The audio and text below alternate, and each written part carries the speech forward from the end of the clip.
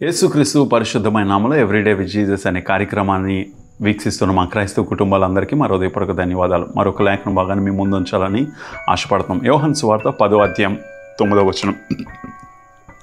నేను ద్వారమును, నా ద్వారా ఎవరైనా లోపలికి ప్రవేశించినలా వాడు రక్షింపబడిన వాడై లోపలికి పోవచ్చు, బయటకు వచ్చును, మేత మేయుచుండెను. ఇక్కడ బైబిల్ గ్రంథంలో చూసినట్లయితే ఉదయకాల సమయంలో నేనే ద్వారమును అని యేసుప్రభువు చెప్తున్నాడు. ఆ పై వచనం మనందరికీ బాగా తెలుసు, గొర్రెలు తన స్వరాన్ని వింటాయి. కానీ యేసుప్రభువు చెప్తున్న మాట నేనే ద్వారము.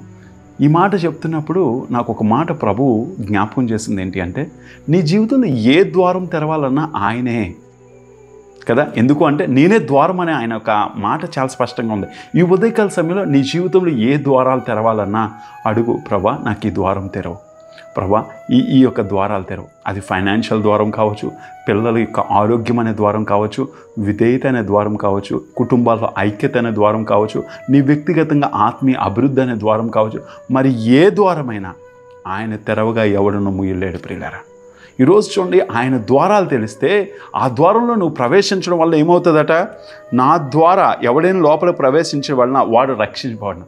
మొదటిది ఆయనే ద్వారము, రెండోది ఆ ద్వారం తెరుస్తున్న కొలిది నువ్వు రక్షించబడతావు, నువ్వు సంరక్షించబడతావు, నువ్వు భద్రతలోకి వెళ్ళిపోతున్నావు. ఈరోజు అందుకని అంటున్నాడు కదా, ఆయన ద్వారాలు తెరిస్తే ఎవరూ ముయ్యలేరు.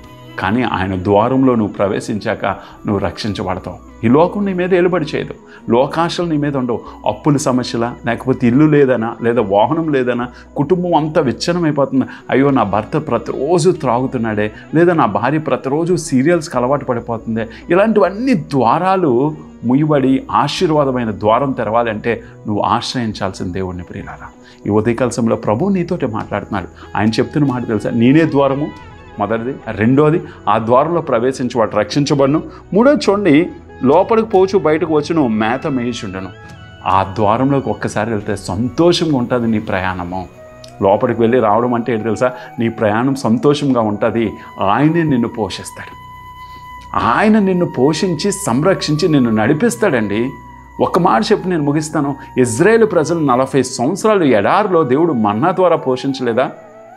మారాను మధురంగా మార్చి పోషించలేదా? బండ నుంచి నీళ్లు రప్పించలేదా? దేవుడు పోషించగలిగిన దేవుడు. అందుకంటే సింహం పిల్లలైనా లేమి కలిగి ఉంటాయి, కానీ నన్ను నమ్ముకున్న బిడ్డలకి ఎన్నడూ కొదువ ఉండదు అని దేవుని వాక్యం చెప్తుంది. ఈరోజు నమ్ము దేవుని మాటని.